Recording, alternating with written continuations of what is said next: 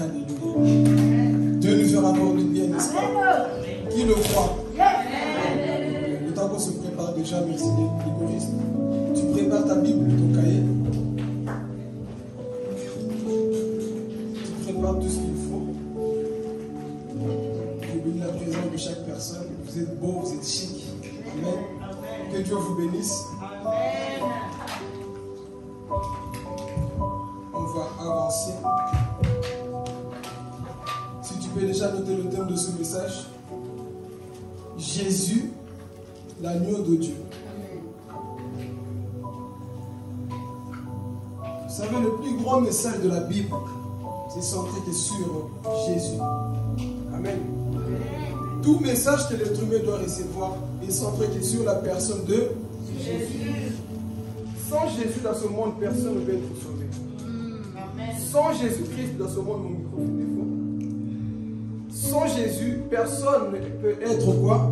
Sauvé. Et nous avons besoin du quoi? Du Sauveur. Mais avant de démarrer mon message, j'aimerais bien partager cette pensée qui m'a accompagné tout au long de cette semaine, qui nous parle souvent de la fin des temps.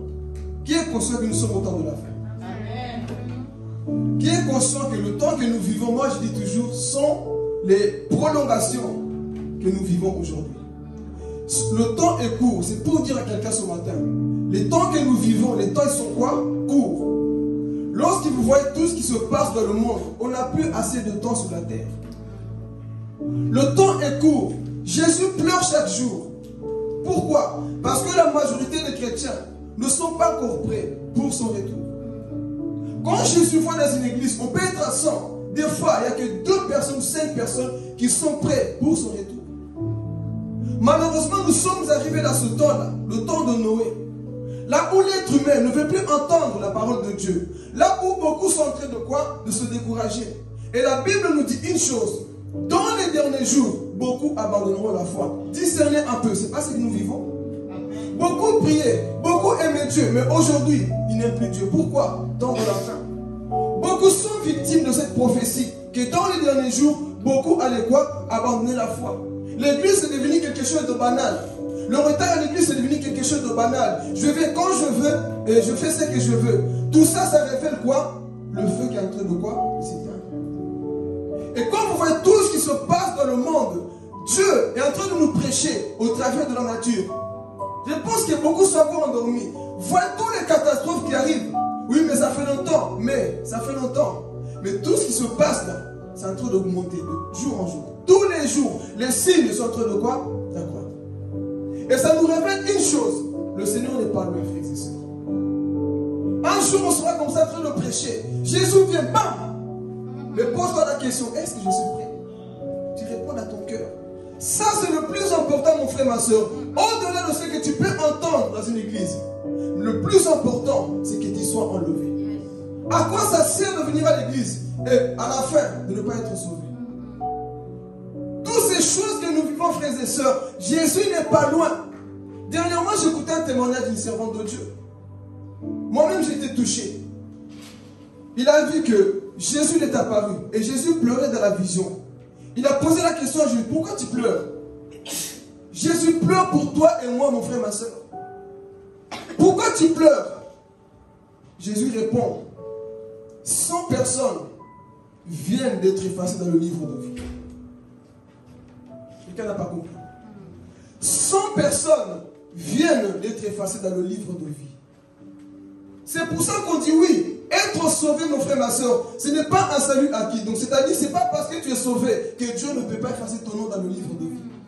Dieu peut le faire si tu marches n'importe comment. Et à ce temps de la fin, beaucoup, Dieu est en train d'effacer leur nom dans le livre de vie. Pose-toi la question, est-ce que mon nom est toujours dans le livre de vie? Posons-nous la question, Église, est-ce que mon nom est toujours dans le livre de vie de l'agneau? Si Jésus revient, ce message c'est pour te voir toi-même, c'est pour me voir moi-même, c'est pour voir l'état de notre cœur. Ce message n'est pas pour que tu regardes à l'autre, mais c'est pour que tu puisses examiner ton propre cœur. Moi qui suis assis ici, si Jésus revient, est-ce que je suis prêt et prête pour partir? Jésus pleurait dans cette vision. 100 personnes venaient d'être effacées dans le livre de vie. Et il rajoute, ce sont des pasteurs, mes serviteurs. Dieu efface. Pourquoi? Parce que l'homme aujourd'hui, dans ce temps de la fin, c'est en train de se décourager. Et c'est signe que nous voyons aujourd'hui. Beaucoup aujourd'hui sont en train de pleurer en enfer. Ils étaient assis comme nous dans l'église. Ils étaient assis, ils écoutaient la prédication. Mais aujourd'hui, ils sont en train de pleurer. Comme on dit toujours, quand tu pars en enfer, tu as toutes les facultés, mon frère. Tu te souviens que moi, j'étais assis à gauche à l'église. Je me rappelle que moi, je croyais en Dieu, mais je ne pratiquais pas sa parole. Ce jour-là, beaucoup vont se souvenir. Aujourd'hui, tu peux jouer avec ta vie. Fais tout ce que tu veux. Mais l'enfer, c'est que j'aime. Que tu crois pas, l'enfer existe. Que tu ne crois ou pas, l'enfer existe. Si tu ne crois pas maintenant, tu le verras précédemment. Ce lieu est bien de quoi? Réel. Ce lieu existe. Amen. Donc nous voyons tous les signes, frères et sœurs. Ouvrons les yeux, Église. Dernièrement, j'ai vu ce que le pape François a encore annoncé. Ce pape, à chaque fois, fait des choses que le faux prophète fera. Quand la Bible nous dit d'Apocalypse chapitre 13 qu'il y aura le faux prophète et l'antichrist. Voyez ce pape-là, il est en train de signer toutes les choses que le faux prophète fera. Il est en train de signer un accord pour qu'il y ait quoi? Une seule religion mondiale. Et vous savez très bien qu'est-ce que cela veut dire. Il est en train de préparer l'humanité, mes frères et sœurs, à recevoir le sauveur. Mais le sauveur de quoi? Du diable. Le sauveur qui viendra soi-disant pour sauver le monde. Mais pour cela, il faut une seule religion. C'est-à-dire que tu n'as pas besoin d'être chrétien. Tu n'as pas besoin d'être musulman. On a tous un seul Dieu. Et c'est ça la tromperie qui est en train d'arriver à ce temps de la fin. Le diable est en train d'endormir beaucoup de chrétiens. Et pendant tout ce temps, au lieu que tu te réveilles, on dort encore dans le péché. On dort encore dans les choses de ce monde. Et tout ce temps-là, le diable est en train de préparer l'humanité. Dis à ton voisin ce que tu es fait. Frère, le temps n'est plus, je veux commencer à m'amuser. Frère, le temps n'est plus, je vais chercher un tel nom. Le temps est chercher la face de Dieu. C'est le temps de chercher la face de Dieu, Église. Que tu sois enfant, adulte, c'est le temps de chercher la face de l'Éternel. Nous ne sommes plus au temps de la distraction. C'est le temps, mes frères et sœurs, là où la grâce est en train de quoi? De partir. Donc il faut saisir la grâce de Dieu maintenant. Quand tu vois tout ce qui se passe autour de toi, tu dois te poser des questions. Ne dors pas, mon frère, ma soeur. Jésus vient te réveiller pour que tu sois enlevé. Parce que si tu rates le ciel, mon frère, ma soeur, l'enfer, tu ne louperas pas. Alors, qui aimerait bien aller en enfer ici? Qui lève la main? Personne n'a envie d'aller en enfer. Alors, pourquoi nous nous comportons des fois comme des païens? Pourquoi nous nous comportons comme si Dieu n'existait pas? C'est cette pensée que je voulais nous encourager avant de rentrer dans mon message. Frère, le temps n'est plus à la maison. C'est le temps de se mettre en ordre. C'est le temps d'être prêt, plus que prêt, mon frère, ma soeur, pour le retour de Jésus. Et si je vais voir certaines choses qui peuvent aussi quoi? Nous empêcher d'être enlevés. Amen. On va écouter la parole de Dieu. Acclamons. Amen. Ici, on a dit qu'on allait voir l'agneau de Dieu qui aime la vérité. Amen. Ok, on va prendre le livre de Jean. Le livre de Jean, si tu as pris ta Bible, tu dis je suis chrétien. Si tu n'as pas pris ta Bible, tu dois te convertir. Ok, Jean chapitre 1.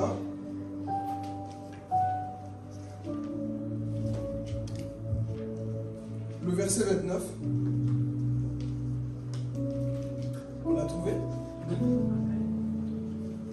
Ok, tu peux aller sur là. J'ai lu la parole au nom de Jésus. Amen. Le lendemain, il vit Jésus s'approcher de lui. Et il dit, voici l'agneau de Dieu qui enlève les péchés du monde. Je dis dans ma version. Le lendemain, il vit Jésus venant à lui et il dit, voici l'agneau de Dieu qui ôte le péché du monde. Voici l'agneau de Dieu, celui qui ôte le péché du monde. Comme je le disais dans l'introduction, il n'y a que Jésus-Christ lui-même qui peut ôter quoi? Nos péchés. Donc Jean est en train de baptiser les gens, mais il voit qu'il y a un homme différent des autres. Ses yeux s'ouvrent et il voit Jésus pas comme les autres. Et il dit quoi? Voici l'agneau de Dieu, c'est lui qui ôte le péché du monde. Dieu merci parce qu'il nous a envoyé un sauveur. Amen. Je vais retourner en arrière, il va nous faire voyager dans les Écritures. La Bible dit dans Romains 3, 23 que tous ont quoi? Péché. Personne n'est né saint. On a tous péché. Nous étions tous condamnés à aller en enfer. Tous sans exception. Tous nous étions condamnés dans nos péchés. Mais Dieu avait un plan pour toi et moi. Parce que Dieu nous a tellement aimés. Dieu a tellement manifesté son amour pour la race humaine. Dans le jardin d'Éden, Adam va pécher. Et le péché va rentrer dans la race humaine, dans l'humanité. Comme je dis, la plus grande bombe a été posée dans le jardin d'Éden. Parce que même quand les enfants naissent aujourd'hui, naissent avec le péché. Ils naissent avec le mal en eux. Mais grâce soit rendue à Jésus qui est venu pour ôter ce péché. Le premier Adam a amené la mort en mangeant du fruit de l'arbre de vie. Mais le deuxième Adam est venu ramener la vie, suspendu sur un arbre mort, Jésus. Lui devait payer le prix. Il devait venir nous sauver. Toute la race humaine, tu ne pouvais pas te sauver par toi-même. Tes œuvres ne peuvent pas te sauver. Donner de l'argent aux pauvres ne va pas te sauver. Faire le bien par la chair ne va pas te sauver. Ce qui va te sauver, c'est Jésus-Christ. Ce qui va te sauver, c'est lorsque tu dis, Seigneur, j'ouvre mon cœur, aujourd'hui je m'abandonne à toi. Ce n'est pas du fait de donner de l'argent aux pauvres qui va te sauver. Et la Bible nous dit quoi? Que nous ne sommes pas sauvés par des œuvres. Ce n'est pas parce que tu fais le bien, tu vois, moi j'ai accompagné quelqu'un, moi j'ai donné l'argent aux pauvres, ça ne te sauve pas. Ce qui sauve, c'est ouvre ton cœur à Jésus et qu'il entre dans ton cœur, là ta vie peut être sauvée. Donc les œuvres ne sauvent personne, détrompez-vous. Seigneur, regarde, j'ai nourri les pauvres, j'ai fait ceci, je suis juste par moi-même. Tu n'es pas juste par toi-même, c'est Jésus qui nous justifie. Seigneur, je vois, regarde mon intégrité. Tu n'es pas intègre par toi-même. Seul Jésus affranchit. Je vais parler. La Bible dit, si le Fils vous affranchit, vous serez réellement libre. On n'a pas dit si l'argent t'affranchit. Beaucoup ont l'argent, ne sont pas affranchis. Beaucoup ont l'argent, mais ils sont constamment dans la drogue. Si la drogue affranchissait, mes frères, pourquoi beaucoup de gens sont en train de se perdre aujourd'hui? Il n'y a que Jésus qui sauve l'agneau de Dieu, qui ôte le péché du monde. Regardez combien de gens, ils essaient de sortir par le péché par eux-mêmes. Tu l'as déjà remarqué toi-même. Tu as tellement commis des péchés, tu regrettes, tu ne sais pas comment faire. Tu veux arrêter, tu n'arrives pas. Appelle Jésus. Tu veux arrêter par toi-même, tu n'arrives pas. Appelle Jésus. Donc la race humaine dans le jardin d'Éden, on a tous péché. Personne ne pouvait nous sauver. Et le peuple criait, jusqu'à quand, Seigneur? La race humaine était plongée dans les ténèbres à cause de ce péché adamique. À tel point que vous voyez les gens aujourd'hui en train de se tuer entre eux. Ce n'est pas que Dieu ne fait rien. C'est parce que l'homme a refusé l'amour de Dieu. S'il y a la guerre aujourd'hui, si le monde va mal, c'est parce que l'être humain a rejeté le Créateur. Si le monde est en train de se détruire, ce n'est pas la faute de Dieu, c'est la faute de l'être humain. Dieu a déjà donné son amour, a déjà donné les commandements, mais l'être humain ne veut pas de Dieu. On rejette la parole de Dieu. Raison pour laquelle même dans les églises, vous allez voir les personnes se haïr entre eux. Le péché, la nature adamique, est entré en nous. Alors le péché entre. La Bible va nous dire que les enfants d'Israël dans ce temps-là, eux ils couvraient les péchés. Peut-être comment couvrir les péchés. C'est-à-dire que quand ils péchaient, il fallait que le sacrificateur prie pour eux. Dieu t'a pardonné, tu enlèves tes péchés. Mais en soi, le péché était toujours en eux. Mais où est Jésus pour ôter le péché? Il y avait ce type d'agneau-là. On disait qu'en Israël, quand les enfants d'Israël péchaient, on prenait un bouc. Le sacrificateur prenait son bouc et il a posé sa main sur la tête du bouc. Et il confessait tous les péchés d'Israël. Et la Bible dit quoi? Le bouc recevait tous les péchés. Et ensuite, on renvoyait ce bouc-là dans le désert. Ce bouc-là, c'était le type de Jésus. Lui qui apportait nos péchés. Et à chaque fois que les gens péchaient, ils venaient prendre ce bouc-là, ils priaient. Et ensuite, va dans le désert. Parce que tu es impur. C'est ça que mon Jésus a fait. Il est venu porter aussi quoi? Nos péchés. On l'a chassé par les cieux. Alors dans l'Ancien Testament, c'était toujours comme ça. Les gens péchaient, mais eux-mêmes ils étaient toujours morts. Dans l'Ancien Testament, personne n'était né de nouveau. Dans l'Ancien Testament, ils avaient toujours la mort adamique. Mais il fallait que le plan de Jésus s'accomplisse un jour. Mais le peuple était là. Le péché était toujours quoi? En train d'envahir l'être humain. Jusqu'au jour d'un Nombre 21 encore, que j'aime. Je peux m'attarder sur ça. Nombre 21 nous dit que le peuple de Dieu va pécher par le mal de Moïse et par le mal de qui? De Dieu. À cause de quoi? Des murmures. Combien de chrétiens aujourd'hui nous sommes à l'église? Nous sommes remplis de murmures. La Bible dit quoi? Ils étaient remplis de murmures. Ils murmuraient contre Moïse, contre Dieu. Pourquoi tu nous as sortis de l'Égypte? Ici, je vais parler. Pourquoi tu nous as sortis de l'Égypte? Ils étaient en train de murmurer. Moi, j'aime pas ce pasteur. Moi, j'aime pas ce frère. Moi, j'aime pas cette soeur. Celui qui n'aime pas son frère est un meurtrier. Si tu ne sais pas aimer ton frère et ta soeur, tu es un meurtrier, frères et sœurs. Donc ce peuple-là, c'était comme ça. Ils étaient en train de juger Moïse. Moïse, pourquoi tu nous as fait sortir de l'Égypte?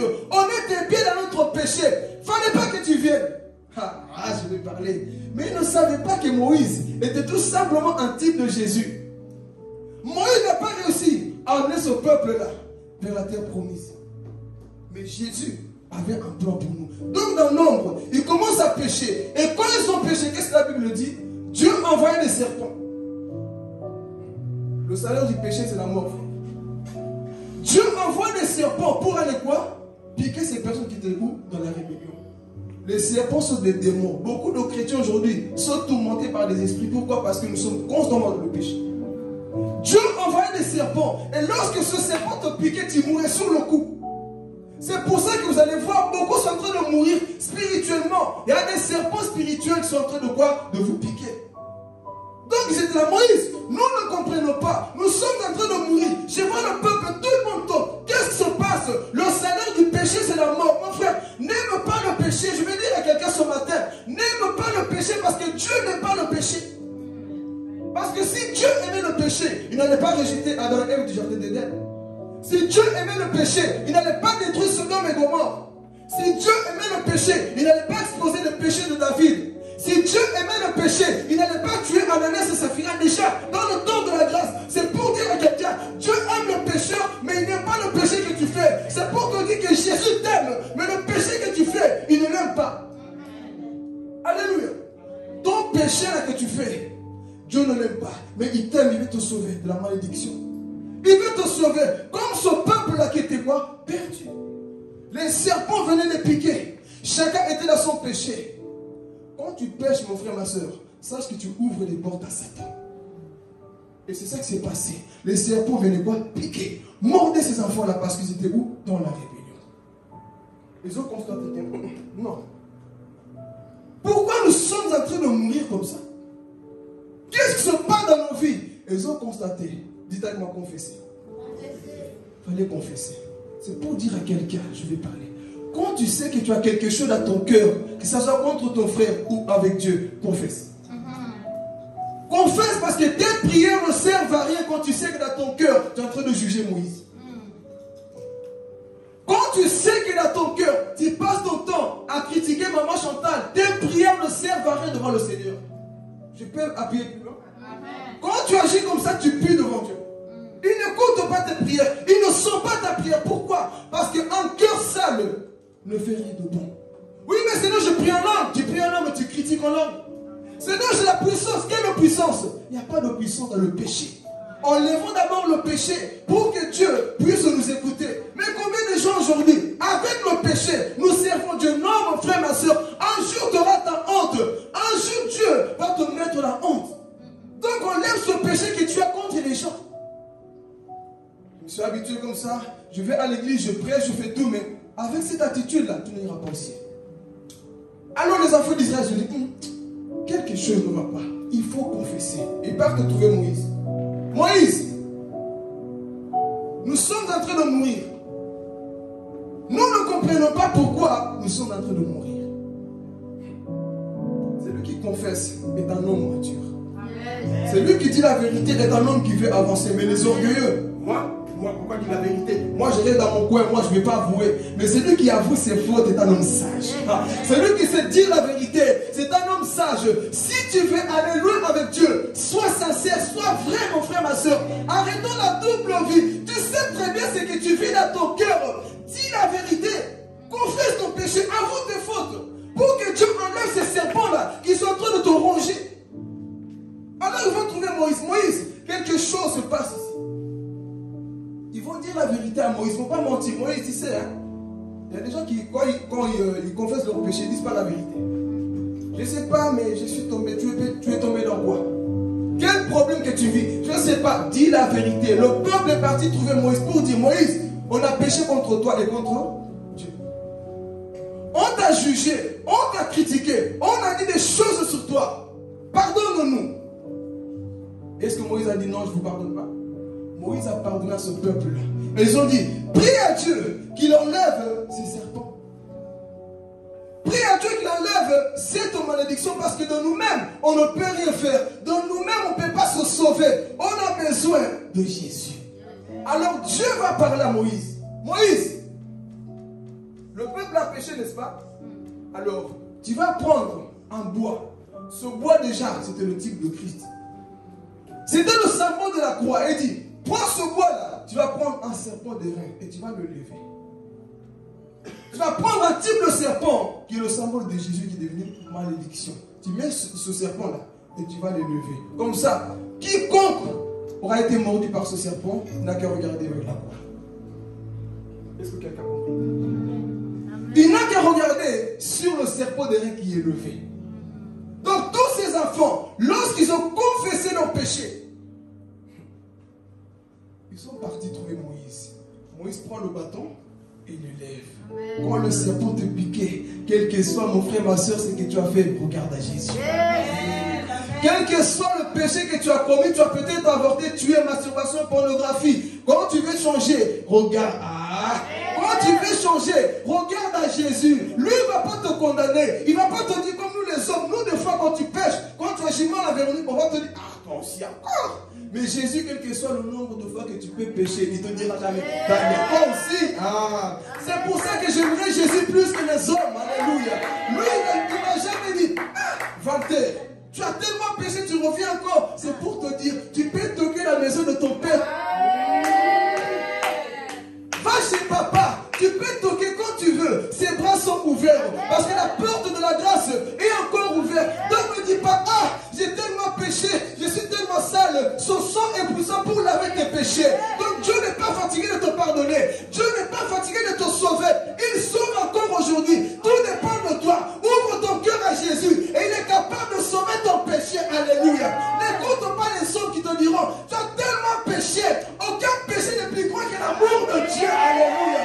Aucun péché n'est plus grand que l'amour de Dieu. Mais le jugement des hommes va vous empêcher d'aller regarder la croix. Ah. N'écoutez pas les critiques des hommes. Hey, toi là, moi si je dépendais, je vais parler. Moi si je dépendais des gens, je ne serais pas sauvé aujourd'hui. Quand je me suis converti, Walter me connaissait, Jonathan me connaissait. J'avais mes cheveux longs jusqu'ici, footballeur là, je jouais le foot. Mais quand je suis parti à l'église, il y avait des hommes qui voulaient me barrer la route. Ils m'ont dit, ah, tu as vu ton style comme 50 Cent? Tu as vu comment tu es? On est sûr que tu ne vas pas aller loin avec Dieu. Mais ils ne savaient pas quand cet homme-là se cachait un foutu prédicateur. C'est pour dire, n'écoutez pas les jugements des hommes. Dieu sait où est-ce qu'il vous amène. Donc, ne vous arrêtez jamais sur les jugements des hommes. Ils vont vous mettre des roues, des barrières pour que vous ne puissiez pas avancer. Ne laissez pas ces personnes. Donc j'étais là, eux me regardaient. Lui là, vous savez pourquoi les gens pensaient comme ça? Posez-moi la question. Pourquoi? Si tout le monde pose la question, je le dis. Pourquoi? Parce que ils avaient déjà vu beaucoup de gens qui me ressemblaient peut-être retourner dans le monde. Et c'est pour dire, mon histoire n'est pas l'histoire de l'autre. Dieu appelle chacun différemment. Donc mon histoire n'est pas l'histoire de Carla, mon histoire n'est pas l'histoire d'un tel. Non, mon histoire c'est... Dis, mon histoire c'est mon histoire. Mon histoire c'est mon histoire. Tu es unique à ton genre. Dieu t'a appelé, tu es la seule, ne te compare à personne. Oh, lorsque tu viens à Jésus, lui ne va pas te fermer les portes. Donc, crois à son appel. S'il t'a appelé, il t'a appelé. Quand il tout ce qu'on fait sur ta vie, si c'est Dieu qui t'a appelé, il t'a appelé. Même si Satan t'appelle, tu dis, papa m'a appelé, Dieu m'a appelé. Vos jugements là, vos portes que vous fermez, ne peuvent rien faire contre ma vie. Parce que Jéhovah Rapha m'a appelé. Combien de gens aujourd'hui, je viens plus à l'église, je ne prie plus. Tu n'es pas conscient de celui qui t'a appelé. Quand tu es conscient de celui qui t'a appelé, tu t'en foutrais, excusez-moi du terme, tu t'en foutrais des jugements des autres. Parce que tu sais qui t'a parlé. C'est pour dire, lorsque Dieu avait appelé Moïse, personne n'était là. Dieu t'a appelé, personne n'était là. Donc ne t'arrête pas sur le jugement. Ne t'arrête pas parce qu'il t'empêche. Vous savez le monde qu'on vit aujourd'hui? Comment on condamne les autres? Non, tu es trop sale. Tu as trop péché. La société rejette. Le monde rejette. Mais le ciel ne rejette personne. Quand tu veux te repentir et que tu veux ouvrir ton cœur, le ciel ne te rejette pas. Voilà pourquoi j'aime dans l'Hébreu, il nous dit, approchez-vous de lui, de ce trône de grâce, et vous attend. Jésus t'attend, mon frère, ma soeur. Et des fois aussi, je veux dire, tu as tellement péché que tu ne sais plus te pardonner toi-même. Et des gens comme ça, c'est pour ça qu'aujourd'hui, beaucoup se suicident. Je ne sais plus ma vie, j'ai tellement fait des erreurs. J'ai tellement péché. J'ai tellement mal agi. Je ne crois plus que Dieu m'attend. Oh Seigneur, regarde ce que je fais. J'ai tué. Vous dites une vérité.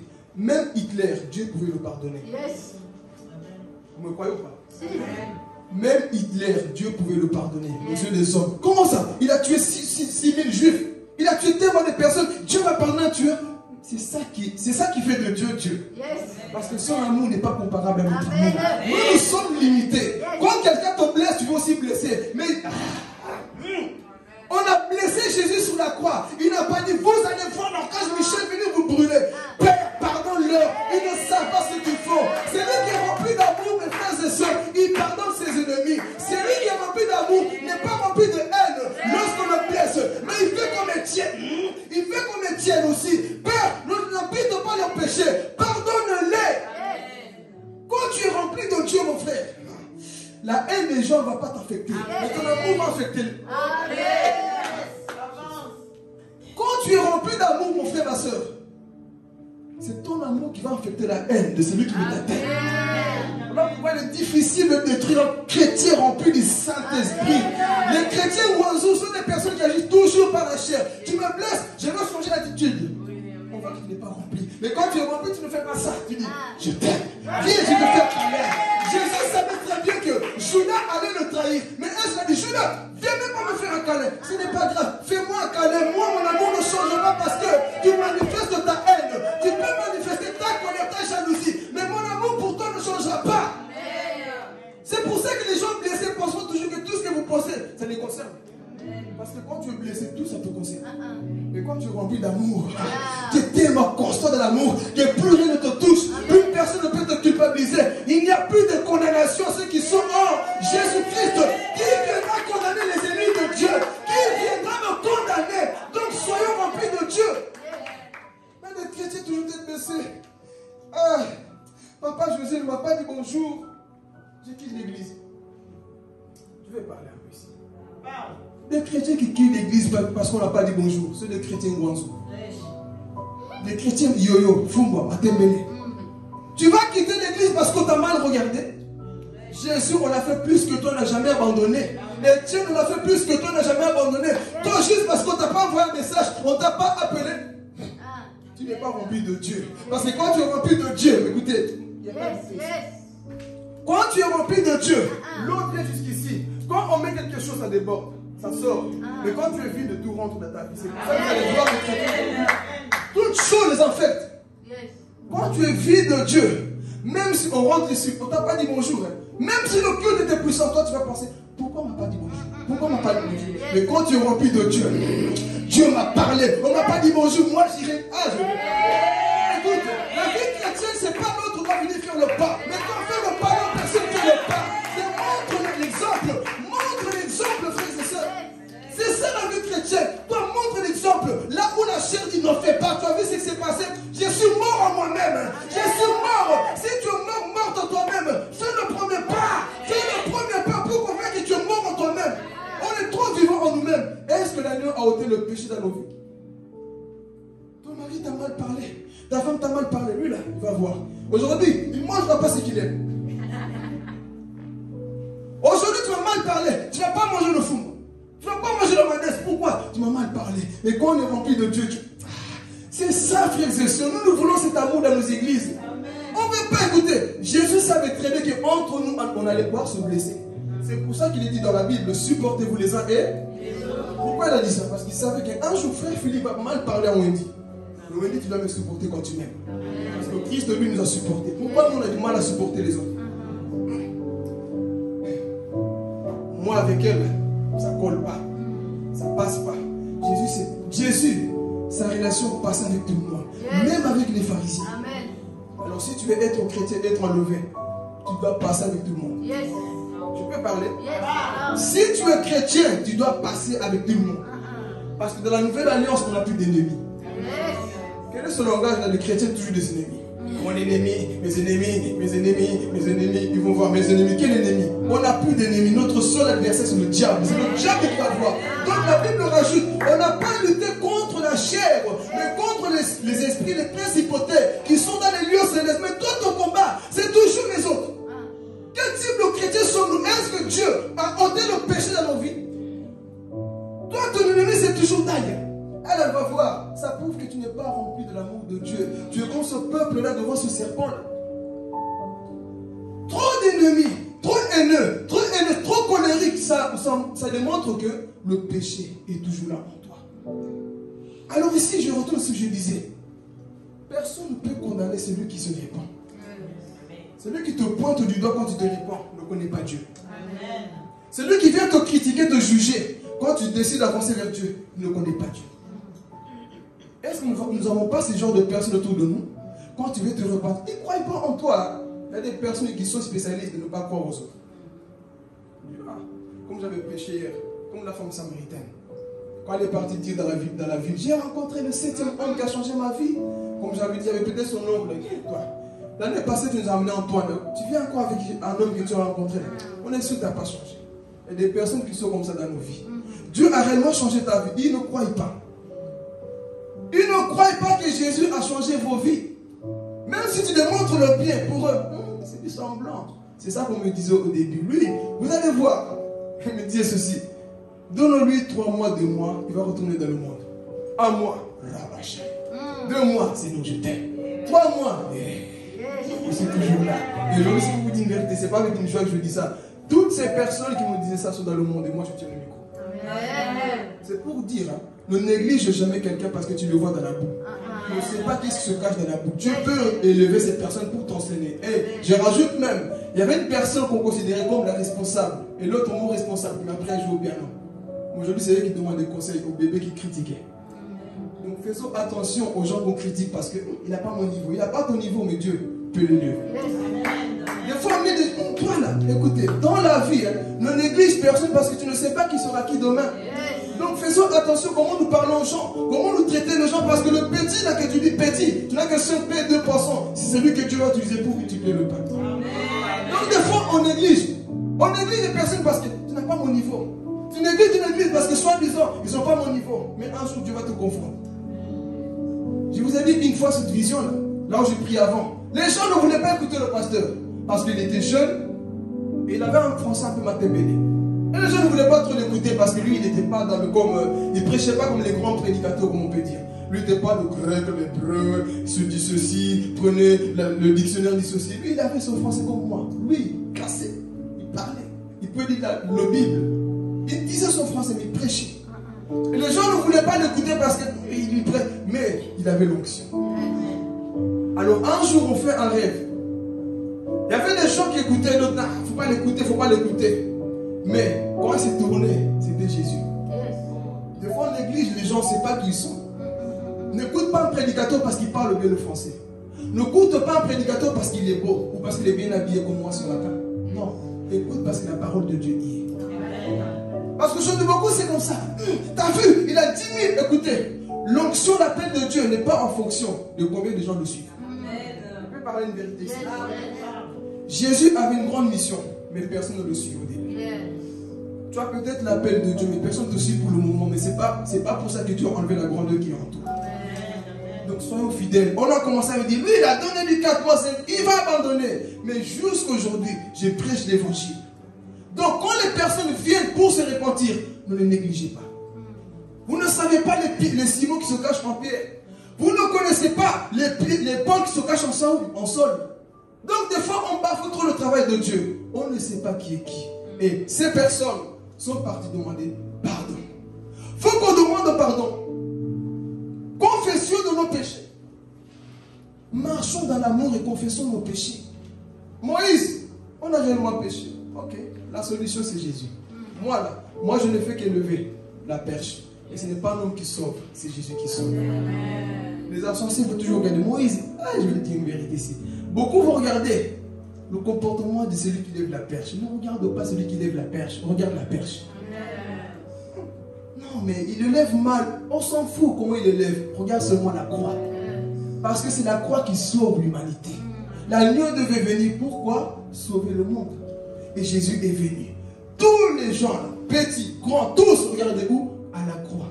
Et jusque-là encore, le péché ne partait pas.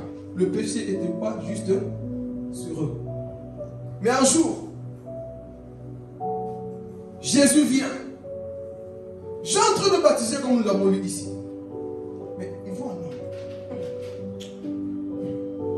J'ai déjà vu des hommes, mais lui là, il n'est pas comme tous les autres. J'ai en train de baptiser, il enlève. Il baptise, il enlève. Et tout d'un coup, je ne sais pas ce qu'il a senti. Il voit un homme. Écoutez, les choses spirituelles se communiquent. Il y avait tous les gens qui passaient, je suis sûr. Mais quand il a vu Jésus, il s'arrête. Il y a quelque chose ici. Et il fait sa main comme ça. Voici l'agneau. Voici celui qu'on a annoncé dans l'Ancien Testament. Jean, tu es fou? Non. Voici. Qu'est-ce qu'il y a, Jean? Voici. Jean, il y a quoi? Voici. Jean, c'est qui? Voici. Jean, c'est qui? Voici l'agneau de Dieu qui ôte le péché du monde. Alors j'imagine Satan qui était là. Ah, Satan était là. Qu'est-ce qu'il y a? Voici l'agneau de Dieu.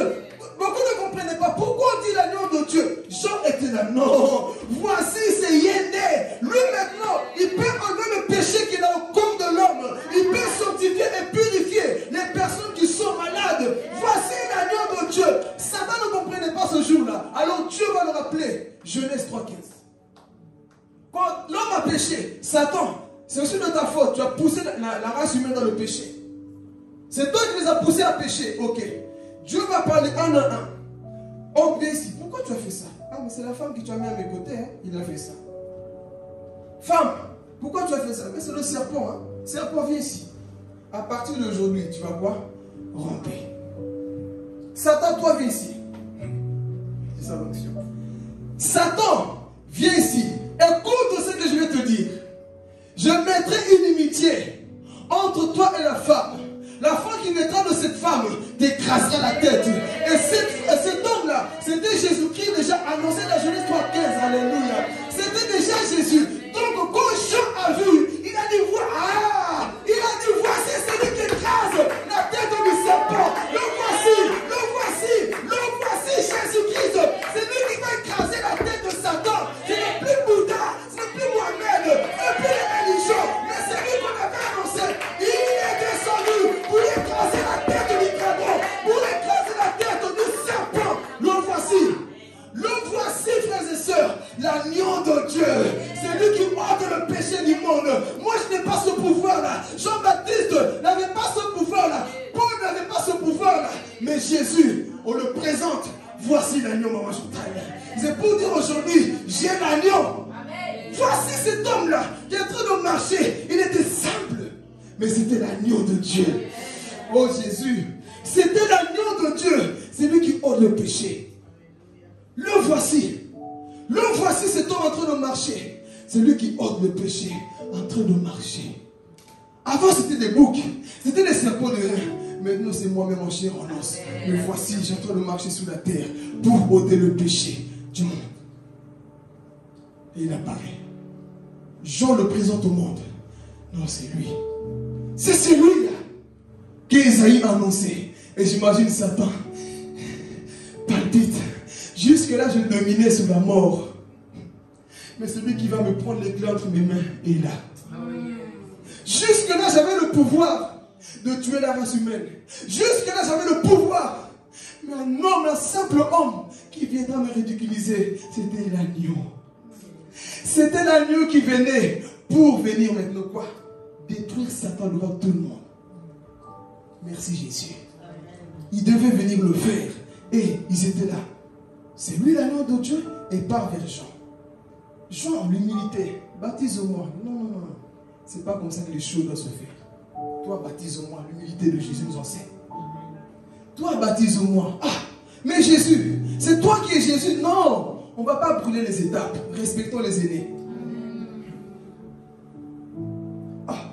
Ce n'est pas parce que tu as plus d'onction que ton aîné que tu dois brûler les étapes. Restons à notre place. Restons dans notre poste. Apprenons et écoutons les conseils de ceux qui sont là avant nous. Jean-Baptiste va lui-même quoi? Baptiser le Sauveur. Alors on baptise Jésus. Lorsqu'on le baptise, l'Esprit de Dieu fait quoi? Descend sur lui comme...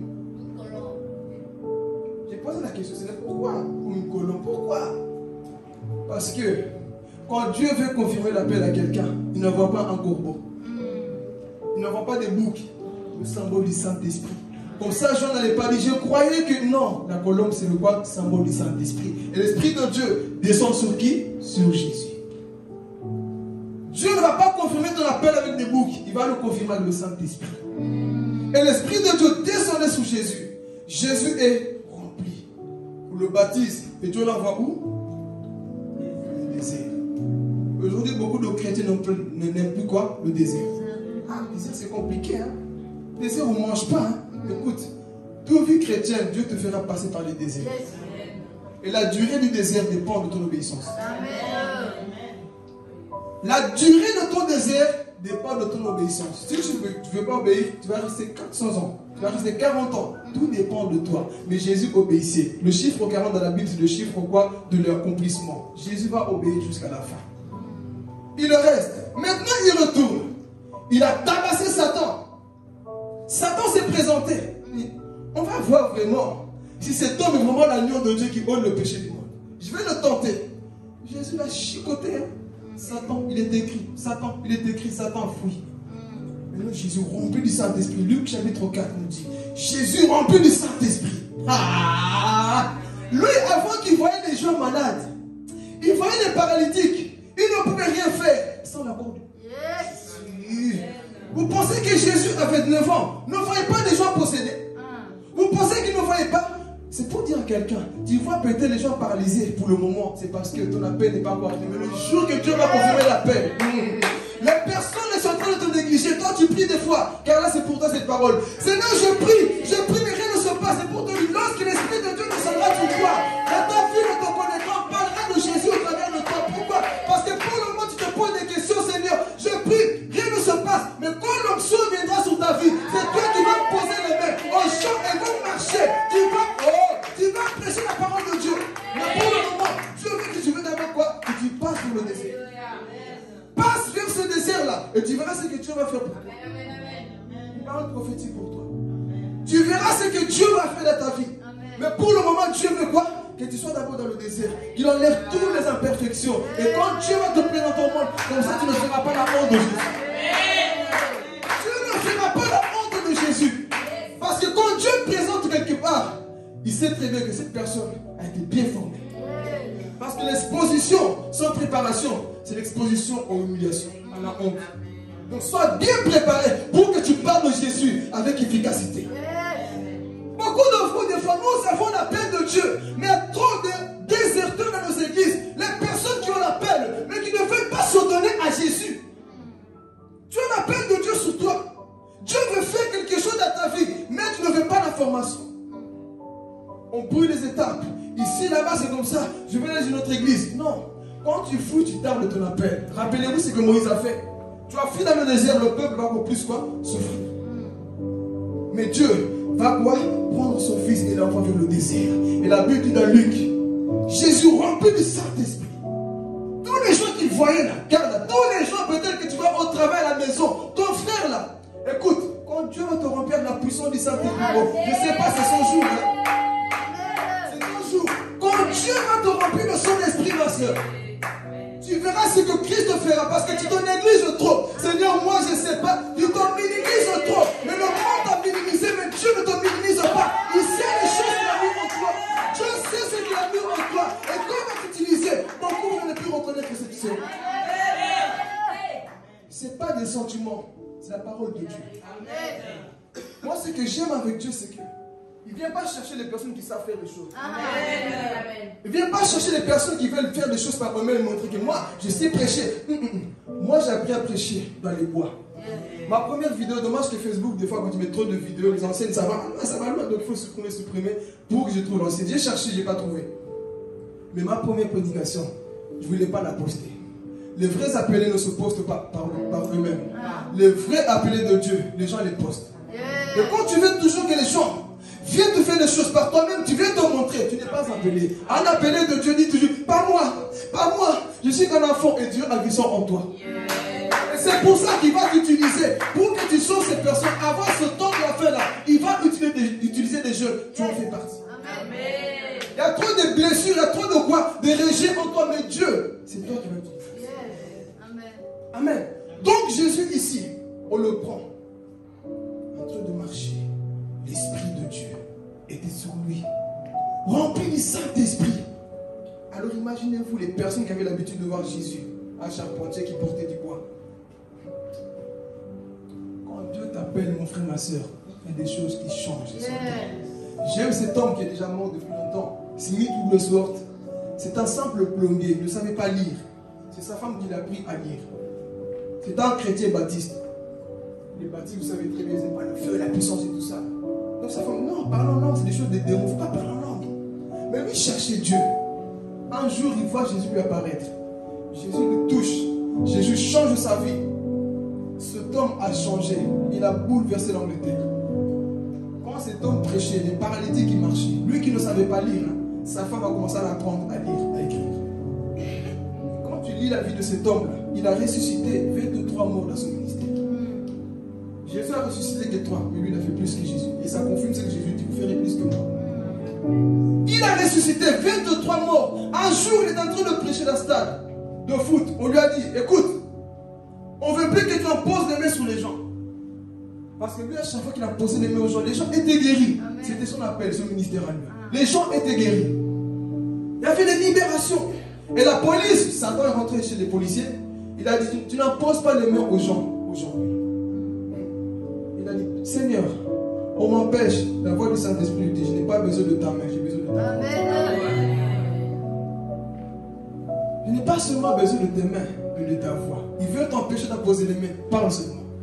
Il a prêché. Ce jour-là, les ambulanciers sont venus, les gens qui étaient morts, paralysés, des démoniaques sont venus. Il a prié, Seigneur, je ne peux pas imposer les mains, mais c'est ta main qui est là spirituellement. Touche toutes ces personnes-là.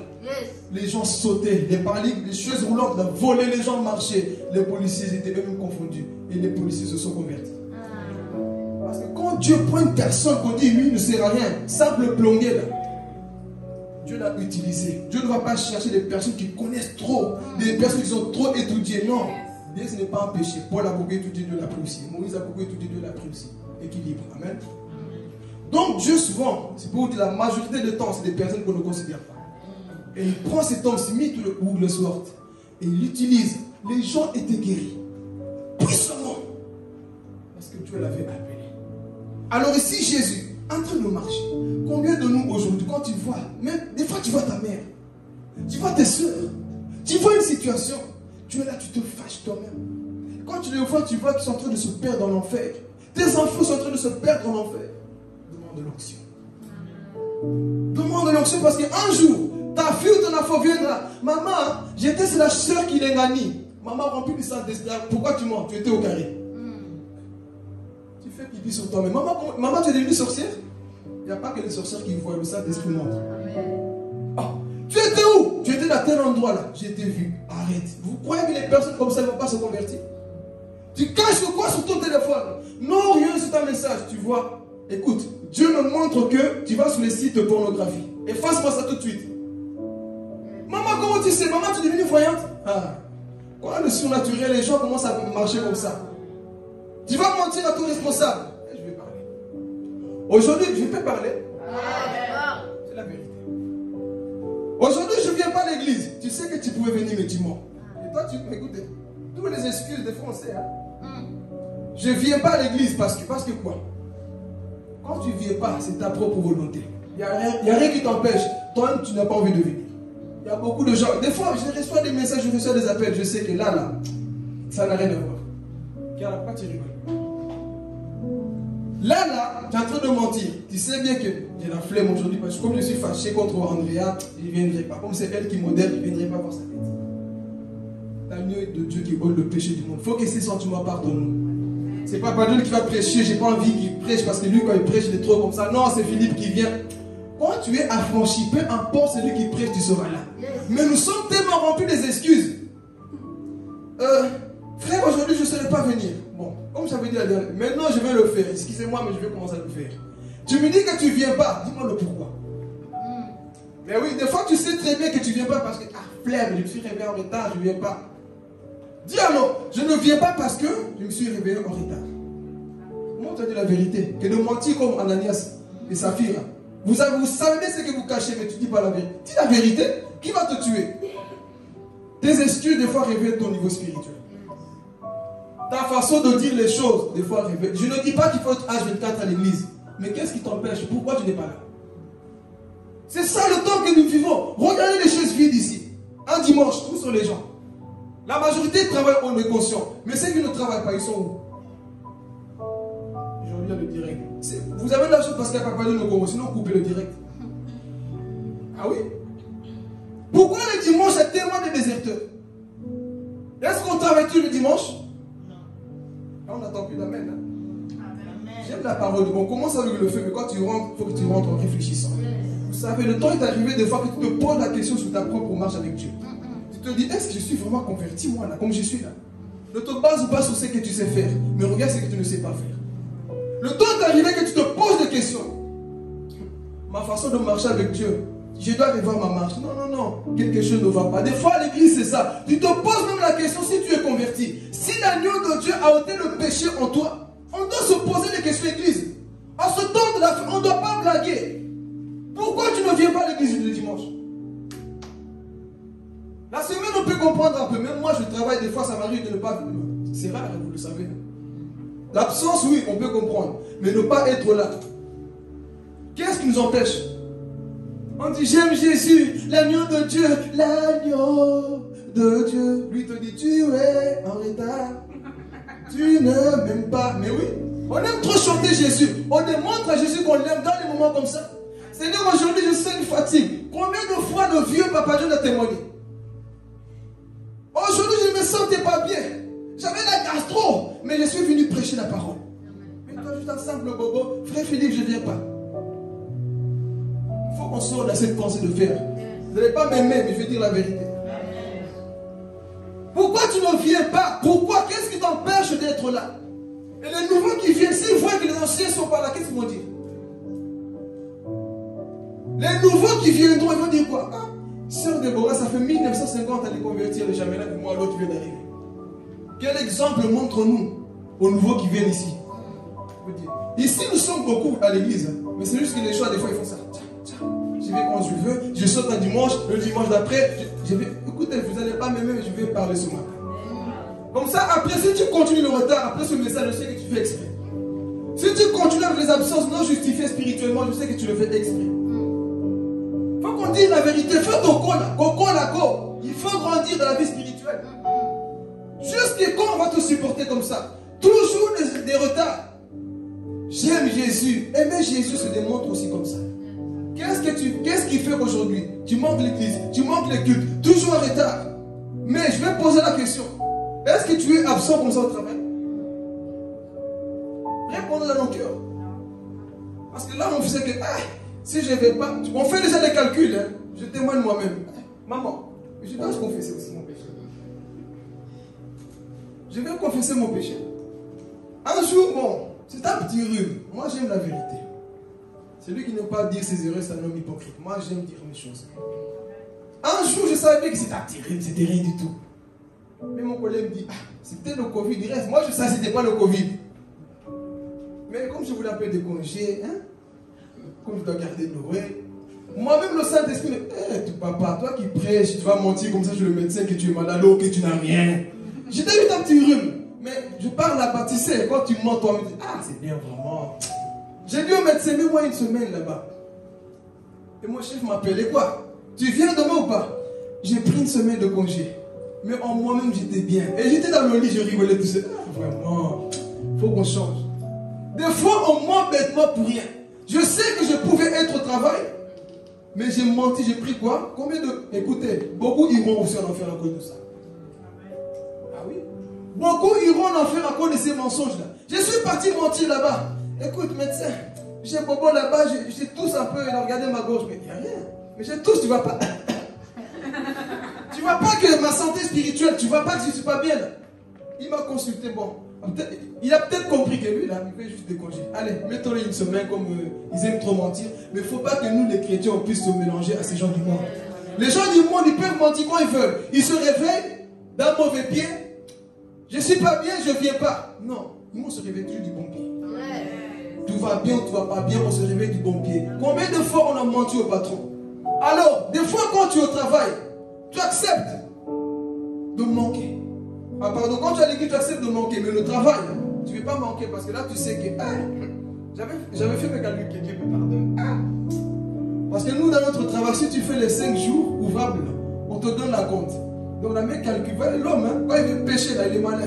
Donc si je fais mes 5 jours, 6 jours, j'aurai mon acompte. Et après ces 5 jours-là, comme j'aurai mon acompte, je me mets en maladie. Seigneur, pardonne-moi. Bon, j'ai déjà demandé pardon-moi. Vous savez que nous qui prêchons aussi, des fois, ça peut nous arriver. Pas parfait. Maman Déborah, j'ai menti.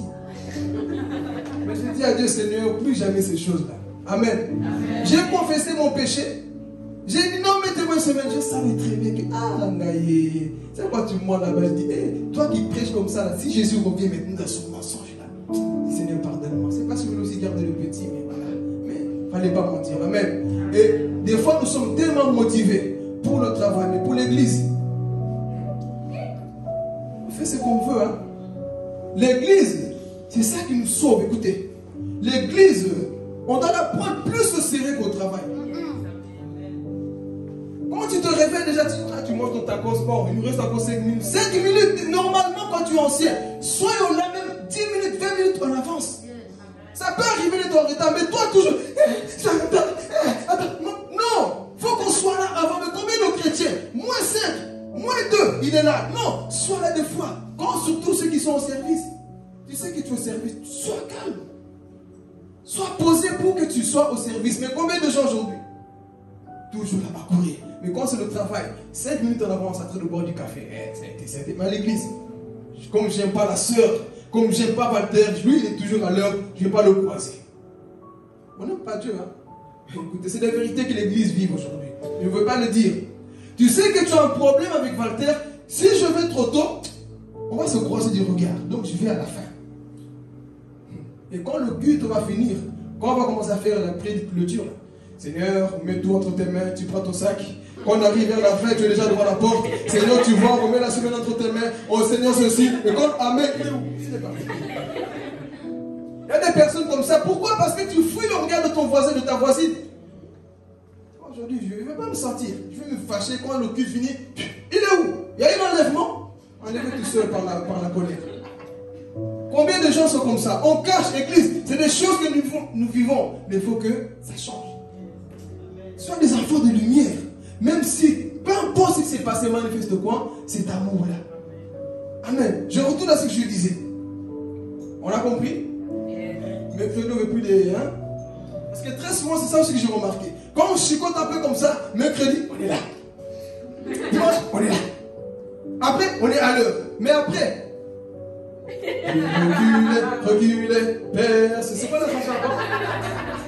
Ah oui, c'est ça qu'on fait. Quand on a parlé, avant que Papa Dieu ne parle, le premier dimanche, Seigneur, ils écoutent. Hein. Après, je recule. Et puis, 2 personnes, 3 personnes. Où sont les gens? Parce que l'homme se fatigue vite. Garde la même flamme, la même obéissance que tu as reçue. C'est pas parce qu'il est parti là, nous, là. C'est pour continuer, vous faites bien le travail. Même quand il revient, il faut qu'on continue. Mais il y a des gens depuis là, recule est toujours non, il faut qu'on avance. On avance pour démontrer qu'on obéit. Il y a des personnes pour qu'ils obéissent, des fois il faut chicoter comme ça. Quand tu aimes Dieu, n'attends pas qu'on te chicote pour obéir. Est-ce qu'on va te dire, aime ta femme, faut donner des bisous, faut faire ceci, faut donner des cadeaux. Non, quand tu aimes, c'est automatique. Alors, qu'est-ce que nous faisons avec Dieu? Il faut que Papa Dieu vienne prendre le micro, que moi je prenne le micro pour dire des choses qu'on doit faire. Non. Si on aime Dieu, faisons les choses. Si nous sommes conscients qu'il a ôté le péché dans nos vies, que le péché n'habite plus en nous, faisons les choses par amour. être là, Seigneur. Je me sens fatigué. Bon, c'est pour les gens mariés. Je parle encore. Quand tu es fatigué, des fois tu fais quand même la chose, non? Parce que tu... Mais pour Dieu, des fois, Seigneur, tu me comprends. Mais Dieu, un jour, Dieu, un jour, va juger les impudiques. Un jour, là-bas, avec ta femme, là, tu étais fatigué, vous avez fait la chose, mais pour moi, tu n'as pas fait. Tu es plus motivé pour tes choses à toi. Est-ce qu'on comprend? Mais pour moi, là, juste un simple truc, tu ne veux pas m'obéir. Écoutez, Église, c'est le temps de se réveiller. Aimer Dieu, c'est pas seulement j'aime Jésus dans la bouche, mais c'est dans les actes, dans les choses comme ça. Soyez présents, Église. Amen. J'ai beaucoup aimé l'église de promesse hier. Je ne dis pas que c'est une église parfaite, mais on a vu comment les jeunes étaient là motivés, sans encourager les projets des autres. Aimer Dieu, c'est aussi encourager les projets des autres. Amen. Quand tu n'aimes pas Dieu, tu ne vas pas encourager les projets des autres. Pourquoi? Parce que tu penses trop à toi-même. Mais aimer Dieu, comme on dit, nous sommes encore. Quand tu ne considères pas ce que l'autre fait, ça prouve que tu n'as pas de l'amour. Mais quand tu n'as pas de l'amour pour l'autre, tu n'aimes pas Dieu. Comment tu peux aimer Dieu si tu n'aimes pas ton prochain? L'amour se révèle aussi quoi? Dans ces choses-là. Donc on a vu comment ils étaient motivés. Le gars était touché. Moi, je ne m'attendais pas que ça allait venir comme ça, mais ils sont venus. Mais nous, des fois, là, on bafoue tout. Ça révèle que l'amour n'est pas là. C'est là, tu as vu comment je parle bien? Moi, j'aime voir les petites choses. Montre que tu aimes Dieu dans les petites choses. Ainsi, on part vers la fin. Je retourne à ce que je disais. Donc, Jésus, il est baptisé. Il voit les malades. Il voit les paralytiques. Et il sort en train de marcher, rempli de l'ambition. Ésaïe 60 s'accomplit. L'Esprit de l'Éternel est sur moi. Il m'a oint pour annoncer la bonne nouvelle. Dieu t'a oint pourquoi, mon frère? Dieu t'a oint pour rester à la maison? Dieu t'a oint pour bafouer son œuvre? Pourquoi Dieu t'a oint? Pourquoi Dieu nous a oint? Jésus a été oint pour être au service. Au service de qui? De son Père. Mais nous, on se dit, Dieu m'a oint, Dieu m'a touché. Il m'a touché. Montre qu'il t'a touché. On ne le démontre pas. Mais Jésus a montré que Dieu m'a touché. Et il sort avec la puissance du Saint-Esprit. Les démons eux-mêmes disaient, hé, fille de l'homme, est-ce que c'est le temps pour nous là? Est-ce que c'est le moment là pour qu'on parte en enfer? Les démons fouillaient. Pourquoi? Parce qu'un homme obéissant fait fouiller les démons. Un homme qui marche de l'intégrité fait fouiller les démons. Mais qui était cet homme-là? C'était qui? Jésus. Jésus apparaît sur scène. Je vais donner une précision encore à quelqu'un. Jésus apparaît sur scène. Mais est-ce qu'il a passé tout son temps à apparaître? À 12 ans, on le voit, n'est-ce pas? Mais après, on le voit à combien? On le voit à combien après? 30. Combien de temps il est resté caché? 18 ans. Pour arriver jusqu'à 30. Donc 18 ans, on ne voit plus Jésus. Parce qu'il cherchait encore plus avec son Père. Mais nous, là, combien de chrétiens veulent toujours apparaître? Donc Jésus apparaît sur scène. Il prêche avec puissance. Il commence à chasser des démons. Il commence à agir avec puissance. Parce que c'était l'agneau de Dieu. Lui seul pouvait ôter les péchés du monde. Alors il part en Gadara, on va partir vers la fin. Il part à Gadara. Il voit un homme qui avait quoi? 2000 démons en lui. Cet homme, personne ne pouvait traiter son cas. Pour la société, c'est un homme quoi? Dangereux. On ne peut rien faire. Il y a des gens qui ont dit, lui là, son cas, on ne peut rien faire. Enchaîné, il se coupait, il voulait se suicider. Il en avait marre de la vie. On ne sait pas qu'est-ce qu'il a mené. Beaucoup de personnes aujourd'hui sont dans les prisons du diable parce que tu as touché au fétiche. Combien de personnes aujourd'hui, ta famille est détruite parce que tu as touché au fétiche? C'est pour dire aussi une vérité aux jeunes ici. Internet là, faisons attention. Parce qu'il y a des choses qui sont consacrées au diable. Il faut que je cherche la vidéo. Là où un sorcier dit tous les sites là, même Facebook là, tout ce qu'on vit là, tout est consacré au diable. Je pense que Dieu m'a déjà fait sur ça. Moi aussi je les reçois des fois. Tu n'as rien fait, hein? Tout d'un coup une femme demande d'amis. On se connaît?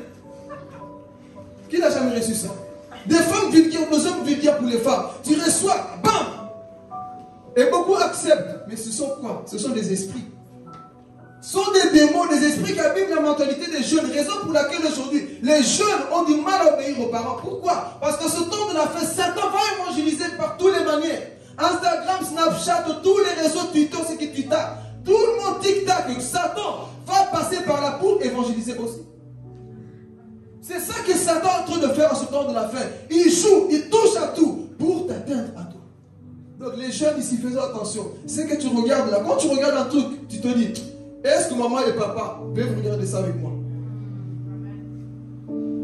Quand tu regardes quelque chose, tu te dis, est-ce que mes enfants ou est-ce que mes parents, on peut voir ça ensemble en famille? Si c'est non, zap, ne regarde pas, parce que ça va abîmer quoi? Ta mentalité.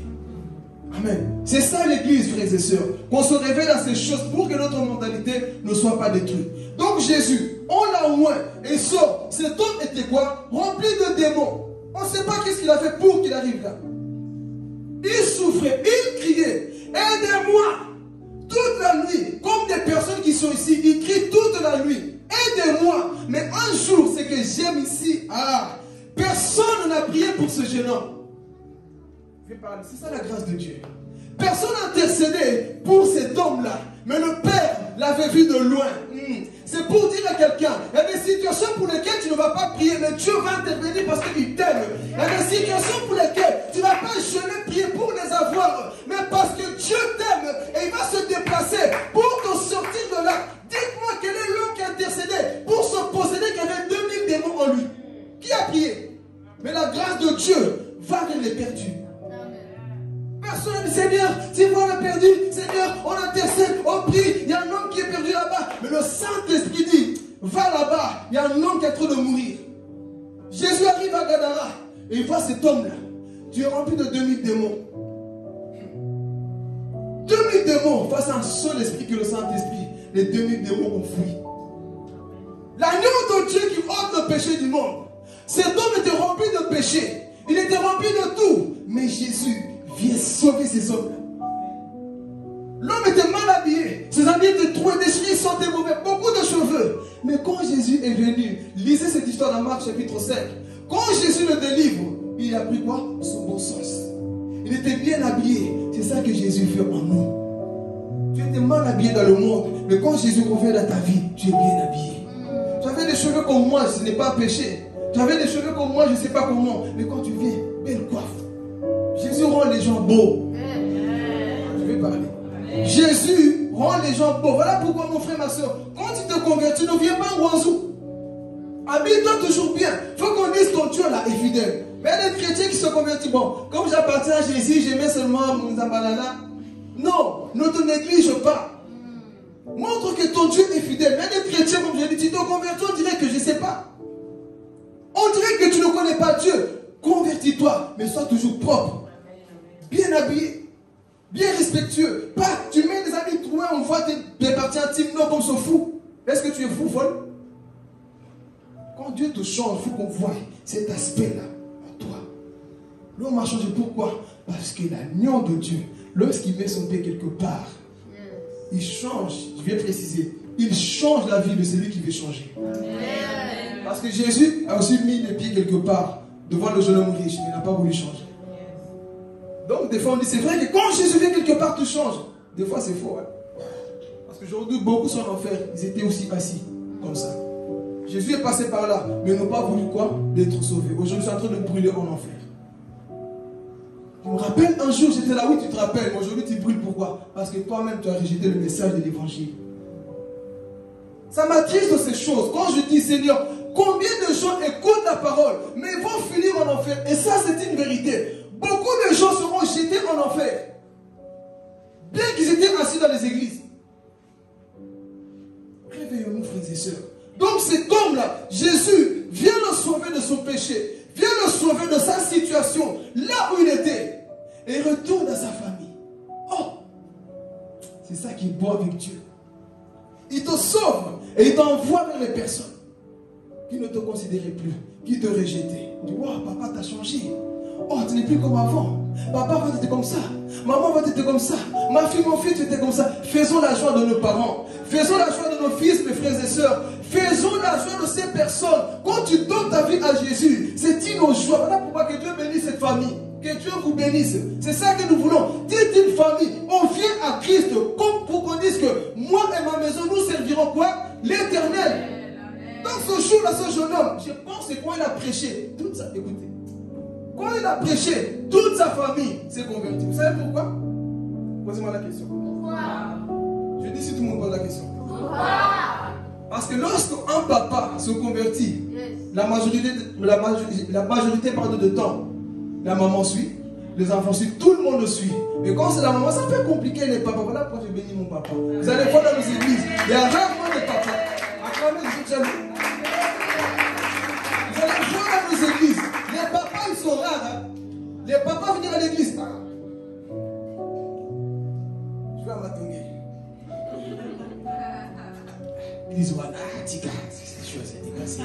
Il va les femmes là-bas, les autres, comment ça regarder les autres. Les papas, c'est compliqué, mais les mamans sont plus sensibles aussi. Hein. Là, pourquoi vous savez pas dans les églises, il y a plus de femmes que des hommes, regardez. Les hommes, ça me dit, attends, moi, j'ai pas de temps, hein, moi, j'ai un. Et quand on voit des papas comme ça, on dit, papa, toi, vraiment, tu perds ton temps, mais ça pas que papa est en train de racheter son billet pour aller au ciel. Il ne savent pas que papa se prépare pour le ciel. Parce que le jour de l'enlèvement, lorsque l'agneau viendra, c'est papa qui va faire. Tu vois ta bière là-bas. Allez, tiens, moi je pars avec Jésus. Restez à Matongué. Au jour de l'enlèvement, il y aura beaucoup de papas Matongué. Et d'autres papas seront dans les airs. Les autres papas seront dans les airs avec Jésus. C'est pour ça que lorsqu'un père se convertit, mon père s'il se convertit, je suis sûr que ma belle-mère va se donner. C'est lui qui tient toute la famille. Lui, là, mon père, quand il parle, le batteur le connaît. Lui, quand il parle de Dieu, là, un jour, là, que Dieu le pardonne, il a levé sa tête. Il a dit un gros mot contre Dieu. Là. Parce qu'il voulait faire un barbecue et il pleuvait. Il se fâche contre Dieu. Pourquoi tu vas la pluie? Papa, que Dieu te pardonne. Il était fâché, il dit, moi je t'accompagne. Il me dit, quand même, calme-moi ça. Mais je me suis dit, le jour qu'il va se convertir, lui qui était dans les enfants, toi, fais ceci, toi, fais ceci. Le jour qu'il va se convertir, un papa, quand il voit un papa qui pleure dans la présence de Dieu, moi ça me touche. Quand un papa est touché dans la présence de Dieu, vous voyez que tout le monde suit. Et la famille est bénie. La famille est bénie lorsque le papa se donne à Dieu. Mais nous voulons aussi voir des papas, mais tout dépend de nous, frères et sœurs. Si nous voulons voir nos papas dans nos églises, tout dépend aussi de nous. Maman a déjà fait son travail. Mais nous aussi, continuons pour que nos papas viennent s'asseoir ici. Et des fois, c'est nous aussi qui retardons leur arrivée ici. Papa, à mon église, bon, là je parle un peu. Hein. Dans mon église, il y a eu ça, il y a eu ça. Quand tu critiques ton église, tu vois ton papa, papa ne viendra pas. Peu importe ce que tu vis, que ce soit même pour les enfants, pour les papas ou pour les mamans, ne dis pas ce que tu vis à l'église à ces personnes. Parce que, mais si toi tu n'es pas heureuse là-bas, pourquoi moi je dois venir? Si toi-même là-bas il y a des persécutions, pourquoi je dois venir? Peut-être toi tu souffres parce que tu es dans la désobéissance. Mais si ton père vient, il est obéi à Dieu. Pourquoi doit être persécuté? Donc nous voulons ces personnes aussi dans nos églises. Donc ce papa se convertit et se donne à Jésus. Imaginez-vous la joie. Il rentre. Peut-être il battait sa femme avant. Peut-être qu'il était trop alcoolique et la femme dit arrête de boire, arrête de faire ceci. Et un jour il vient. Chérie, qu'est-ce qu'il y a? Fais un câlin. La maison en pleurs, la maison en joie. Qu'est-ce qui se passe? L'agneau de Dieu. C'est lui qu'on a dit qui ôte le péché du monde. Quand la société a dit que toi là, ton cas là c'est compliqué. On m'a injecté telle maladie, on m'a dit que toi là c'est fini. Mais l'agneau de Dieu est passé là où j'étais. Tout le monde a essayé. Ils ont essayé par toutes sortes de médicaments. Ils ont essayé par des comment on appelle les gens là pour consulter qu'on est un peu, hein? Des psychologues ou psychopopos. Les psychophiles, ils ont essayé. Tout le monde a essayé. Ça n'a pas marché. Même la magie, la sorcellerie, ils ont essayé. Personne n'a réussi à changer mon papa. Les médecins, ils ont essayé. Personne n'a réussi. Tout le monde est conseillé. Ils ont essayé. Personne n'a réussi. Mais à bonjour, l'agneau de Dieu, avec les 12 en train de passer à Gadara, m'a vu. Personne n'a prié, mais il a entendu mon cri. C'est pour dire à quelqu'un, Dieu entend les cris. Même si toi je ne prie pas, il entend le cri de ton père, de ta mère, de ta famille. Dieu entend ces cris. Pourquoi je le montre dans la Bible? Lorsque Dieu est apparu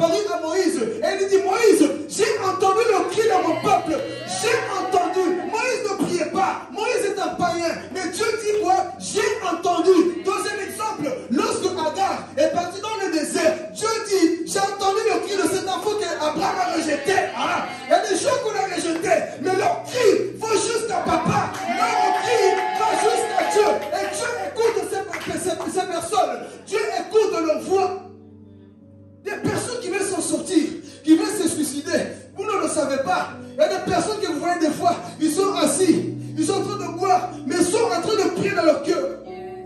Leur façon de s'exprimer, c'est la cigarette. Leur façon de s'exprimer, c'est boire, la drogue, le sexe, la pornographie. Mais des fois, au fond d'eux, il y a un cri. Toute personne se livre à ces choses, c'est parce qu'il y a un vide en lui. Toute personne qui boit, qui se donne à toutes ces pratiques, il y a un vide dans leur cœur. Voilà pourquoi ils chantent de copain, copine, copain, copine. Pourquoi? Il y a un vide. Mais toi qui n'as pas de vide, tu es comblé par Jésus. Donc toutes ces personnes qui sont en train de boire, des fois on le critique, mais vous ne le savez pas. Vous ne savez pas qu'est-ce qui a fait que cette personne devient comme ça. Voilà pourquoi je dis à quelqu'un, quand tu vas parler à quelqu'un, évangéliser, ne juge pas son apparence. Entre dans son cœur pour comprendre pourquoi tu es devenu comme ça. Oh, le possédé de Gadara, pourquoi tu es devenu comme ça? Il va t'expliquer, ne me juge pas, s'il te plaît. Tu ne sais pas ce que j'ai vécu. Mes parents me rejetaient lorsque j'étais enfant. Je n'ai pas connu l'amour. Et du fait que je n'ai pas connu d'amour, j'ai grandi avec la haine. Alors j'ai commencé à coucher partout, gauche à droite, pour aussi me venger. Alors un jour j'ai compris que ce que je faisais c'est mal. Mais il n'y avait personne pour m'aider. Alors je me suis perdu dans la vie.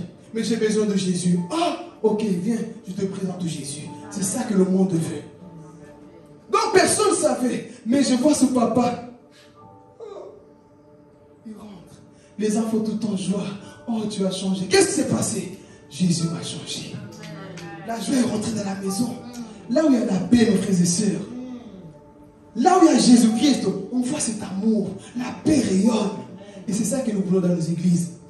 Avant de dormir tous ensemble, famille, allez, on prie la gloire de Dieu. Ce fou-là, faisait peur. On parlait peut-être du mal de lui. Combien de gens aujourd'hui ont peur de leur père ou de leurs enfants? Quand, ton enfant là, on a vu là-bas, ton père, on a vu dans telle fête là-bas, il s'est mis presque nu en train de toucher toutes les filles. Ton père, c'est mon père. Il te fait la honte. Mais continue à intercéder. Un jour, Dieu sortira ces personnes. L'agneau de Dieu est venu pour faire ce travail. Pour terminer, je parle aussi de cette femme qui avait le dos courbé aussi. Qui était dans l'église, dans Jean 13, je pense, Luc 13. Cette femme était dans le temple. Le dos courbé par la situation. Satan lui a rendu comme ça. Mais un jour, l'agneau de Dieu passe par là. Femme, tu es fille d'Abraham aussi. Allez, au nom de Jésus. Le dos est devenu quoi? Normal. C'est ça que Jésus fait. Nous qui étions perdus, qui n'avions plus d'espérance. Mais quand Jésus vient, frère, il faut qu'on voie le résultat de ta vie. Et c'est pour clôturer. Là où tu es, est-ce qu'on peut réellement dire que l'agneau de Dieu, Jésus, est-ce qu'on peut dire Jésus a changé ta vie? Amen. Et je vais beaucoup insister sur ça pour terminer. Est-ce qu'on peut dire que Jésus, pas Bar Jésus, parce que dans la Bible il y avait beaucoup de Jésus, mais je te parle de Jésus-Christ de Nazareth, notre Sauveur. Est-ce que Jésus est réellement rentré dans ta vie? Est-ce qu'il a ôté le péché? Est-ce qu'il a enlevé la haine que tu avais en toi? Est-ce qu'il a enlevé la méchanceté que tu avais en toi? Est-ce qu'il a enlevé le manque de pardon qui est en toi, comme j'avais aussi contre mon père? Est-ce que Jésus fait son travail? On peut que le voir dans les épreuves. On se dit enfant de Dieu, ok, mais est-ce que Jésus là, tout ce qu'on a dit, même le retard, tout à l'église, on le verra dans ta semaine maintenant? Si tu as réellement dit que oui, voici l'agneau de Dieu, comme Jean-Baptiste, c'est lui qui est venu écraser la tête du serpent. Si c'est lui en qui tu as cru, on verra le changement. Si c'est Jésus qui fait son travail en toi, on verra le changement. Amen. Jusque la foi dans ton cœur, je suis en train de clôturer. Est-ce que tu peux dire, c'est vrai, papa? Je revois un peu ma marche. Là où tu es, revois ta marche. Parce que très souvent, l'erreur qu'on fait, c'est quoi? Je cours, on te dit, fais attention. Non, toi, tu cours. Non! Reprends ta marche parce que tu as oublié quelque chose. Maintenant, toi, tu cours. Après, tu te rends compte que, je n'ai pas pardonné là-bas. Je retourne encore. Non. Là où tu es en train de marcher, vérifie ta marche avec Dieu. Des fois, les cultes doivent être comme ça. Tu quittes un culte, tu te poses des questions vraiment sur ta marche avec Dieu. Et tu vas faire comme Patrick Fontaine un jour. Je vais abandonner de servir Dieu. Parce que Dieu t'a tellement convaincu du péché que tu arrêtes de faire la maline et le malin. Je prêche, j'évangélise, oui, mais ce que je fais là, les petites choses là que tu fais en toi, mon frère, ma soeur, sont des péchés. Ce qui a rejeté Satan au ciel, ce n'était pas l'impudicité ni la pornographie. Satan n'a pas insulté, mais un sentiment que personne ne voyait. Quels sont nos sentiments contre les autres gens? Nos cœurs là, ce qu'on ne dit pas, c'est que quand tu regardes quelqu'un, sa tête là m'énerve, lui, si je le attrape, tu brûles en toi-même. Quels sont ces sentiments que tu entretiens en toi? Et c'est ça que Dieu veut changer en toi. L'agneau de Dieu qui ôte le péché du monde, il a le pouvoir de le faire. Même si tu ne parles pas, tu ne dis à personne ce que tu vis, lui, il voit, mon frère, ma soeur, le sentiment que tu as en toi comme Lucifer. Parce que quand tu gardes ces sentiments en toi là, tu ressembles à Lucifer. Et tu ne peux pas être enlevé. Alors revois ta marche avec Dieu. Est-ce que l'agneau de Dieu a franchi, enlevé le péché qui est en toi?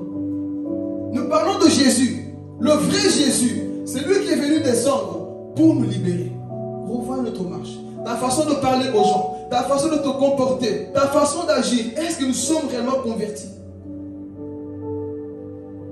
Quand tu es ici, tu es un ange. Mais quand tu es dehors, tu es un démon.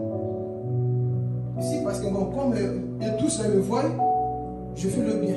Mais quand nous sommes au travail, à la maison, tout ce que nous faisons à l'extérieur, tout ce qui se passe dans ton cœur, parce que la Bible dit une vérité qu'on oublie des fois, les pensées du cœur seront révélées au jour du jugement. Donc, c'est-à-dire, des fois, tu ne parles pas, tu ne dis rien. Tout ce que tu traverses dans ta tête, là, seront révélés un jour.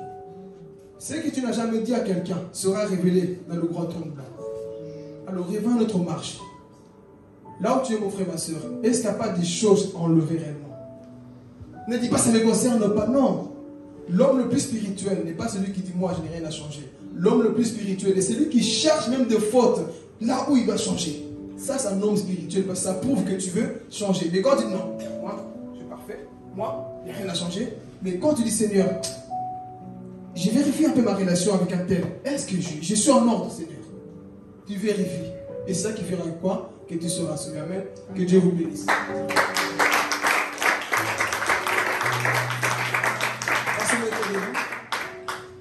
On va se mettre debout. On va prier à Dieu. Là où cette parole t'a parlé, tu dis, Seigneur, j'ai entendu ta parole, Jésus. Je vais enlever l'orgueil. Je vais enlever toutes sortes de choses. Parce que ce qui compte, c'est mon salut. Ce qui compte, Seigneur, c'est ma relation, mon intimité avec toi. Je refuse de regarder à gauche, à droite, mais je regarde à mon cœur.